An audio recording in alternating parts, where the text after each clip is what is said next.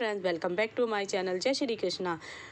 कुंती का जन्म प्रथा के रूप में हुआ था। वह यदुवंशी राजा सुरसेन की बेटी और वासुदेव श्री कृष्ण के पिता की बहन थी। बाद में उन्हें कुंती भोज ने गोद ले लिया और उनका नाम कुंती पड़ गया। ऋषि दुर्वासा ने उन्हें एक मंत्र दिया जिससे वह किसी भी देवता का आवाहन कर के उन्हें पुत्र रूप में प्राप्त कर सकती। वह हस्तिनापुर के राजा पांडु की पहली पत्नी थी और उनके 5 पुत्र युधिष्ठिर, भीम, अर्जुन और नकुल सहदेव की माता थी। हालांकि भीम को वायुदेव, अर्जुन को इंद्र और नकुल सहदेव को अश्विनी कुमारों से प्राप्त किया था। मैया का जीवन बहुत ही संघर्षपूर्ण। कुंती का जीवन कष्टों से भरा था। उनका विवाह राजा पांडु से, तब भी उनको सुख नहीं मिला। वह विधवा स्त्री का जीवन जी थी। समाज में अत्यंत कठिनाइयों के साथ उन्होंने अपने पुत्र को पाला था। धृतराष्ट्र की स्थिति भी कुंती के जीवन पर गहरा प्रभाव डालती। धृतराष्ट्र ने अपने पुत्रों के कारण ही न केवल नेत्रहीनता को स्वीकार किया बल्कि अपने हृदय को भी अंधा बनाया। सत्ता का लालच और पुत्र मोह के कारण ही उन्होंने अपने भाई के पुत्रों को दरकिनार कर लिया और पुत्र मोह माया के कारण ही उसने इतना बड़ा युद्ध होने दिया। महाभारत के युद्ध के बाद जब पांडव विजय हुए और उनके जीवन में सुख आया, तब भगवान श्री कृष्ण कुंती से एक महत्वपूर्ण संवाद करते हैं। श्री कृष्ण कुंती से पूछते हैं कि उन्होंने जीवन भर दुख ही क्यों देखा और अब जब उनके पुत्रों की विजय हो गई है तो वह क्या मांगना चाहती हैं।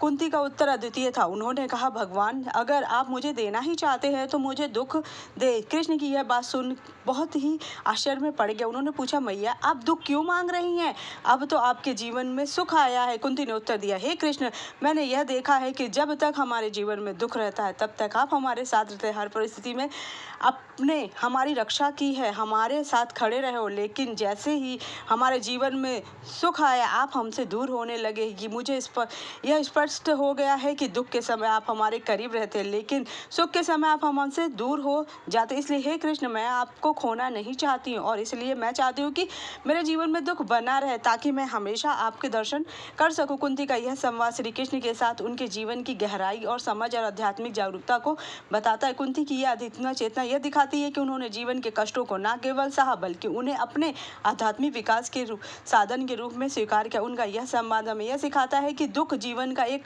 अनिवार्य हिस्सा है और इसे सकारात्मक रूप से देखने से हमें ईश्वर की प्राप्ति होती है। कुंती का जीवन उन सभी के लिए एक प्रेरणा है जो कठिनाई और कष्टों का सामना कर रहे हैं। उनका धैर्य, साहस और भगवान श्री कृष्ण पर अटूट विश्वास उन्हें महान बनाते हैं। उन्होंने अपने जीवन में जितने भी कष्ट सहे उन्हें कभी अपने धर्म और कर्तव्य से विमुख नहीं होने दिया। महाभारत के युद्ध के बाद जब पांडव विजय हुए तब भी कुंती ने अपने कर्तव्यों को नहीं छोड़ा। उन्होंने अपनी संतानों को हमेशा धर्म के मार्ग पर चलने की प्रेरणा दी और खुद भी एक आदर्श माँ, पत्नी के रूप में समाज के सामने आई।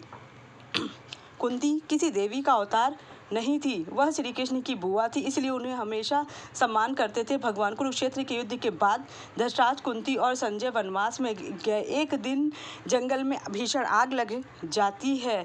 दुर्बलता के कारण धृतराष्ट्र, गांधारियों, कुंती आग से बच नहीं। उन्होंने उसी अग्नि में प्राण त्यागने का निर्णय लिया और एकाग्रचित होकर बैठ गए और इस तरह उन तीनों जन की मृत्यु हो जाती है।